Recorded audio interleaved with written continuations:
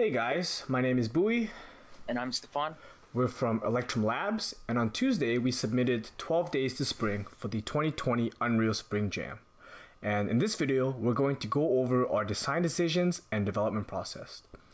So on day 0, which was Thursday, the theme that was announced at 11 a.m. Pacific Standard Time was "What is hidden in snow comes forth in the thaw." The main goal of day 0 was to get everything prepared in terms of design.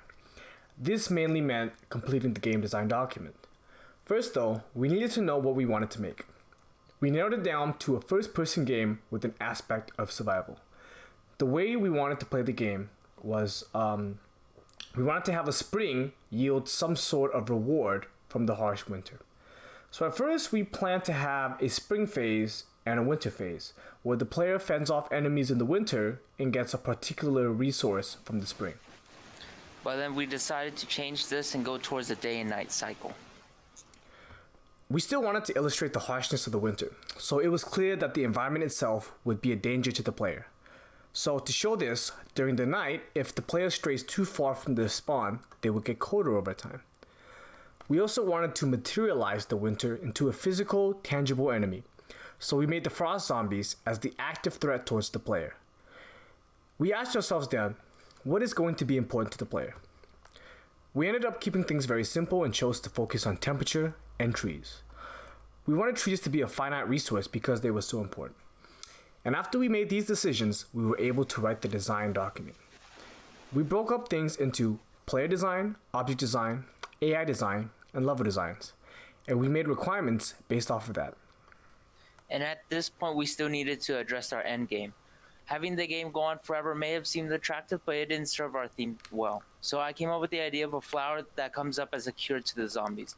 Originally, I wanted a companion figure that has been blighted for the character to cure, but due to time restriction, we opted to cut the companion out.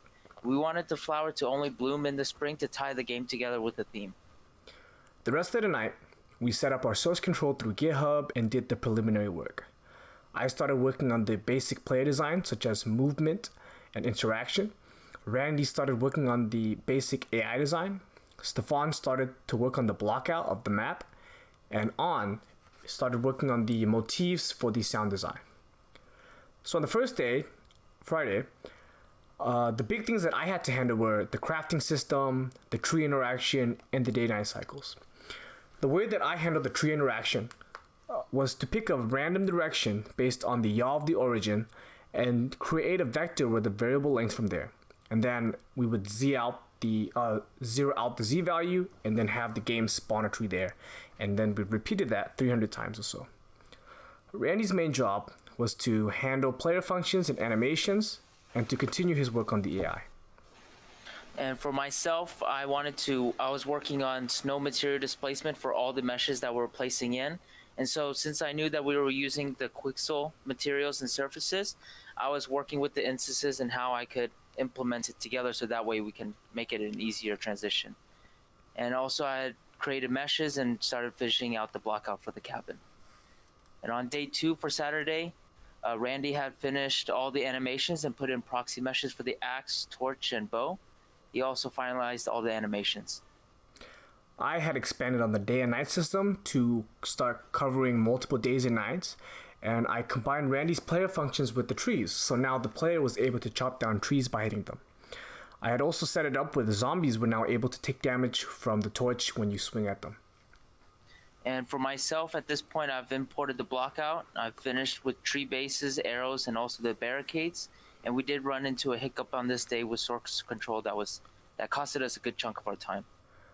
The next day, on Sunday, we were able to fix that problem and move forward.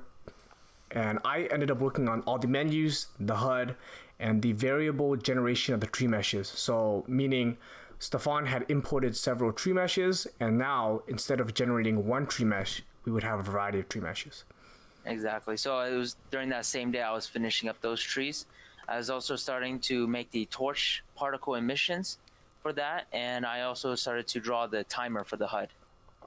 Randy upgraded the AI so that the zombies would hit the walls and barricades if they were in the way. If, let's say, the zombies had something in the way between them and the player, or them and the flower. Exactly. And for day 4 on Monday, for myself, I implemented the atmospheric fog, playing with like the volumetric settings for it, and so that we can get like God rays coming through, making drastic lighting changes so that we can have a more like a dark kind of look to it.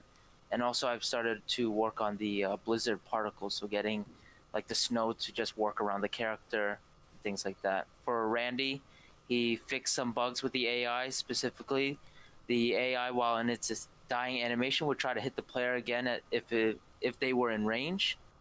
I implemented the Blizzard event, which turns a day into a night instantly, and created and added some sound effects and started to clean things up so that packaging would be more efficient. And lastly, for On, he came to us with all the music and ambient noise that we were able to put in. On the last day, Tuesday, most of the hard work had been done in the days prior, so it was just small bug fixes and figuring out how to push our file onto itch.io. So, in conclusion, we think that the jam was a pretty big success for us, considering that it was our first game jam. We paced ourselves very aggressively, even though it was essentially a 6-day game jam. We paced ourselves for 5 days. We hit our deadlines well, and we executed the image that we had in our heads. However, we did have some shortcomings, like not having dynamic music in the end, or having a dynamic day and night timer. And we are hoping to improve on getting a playable version earlier and getting our pipelining to be more efficient. So if you want to check out our game, go ahead and click on the link in the description. And if you want to follow us on our game development journey, feel free to subscribe to our YouTube channel and like us on Facebook. Thank you for watching, and we will see you guys next time. Be well.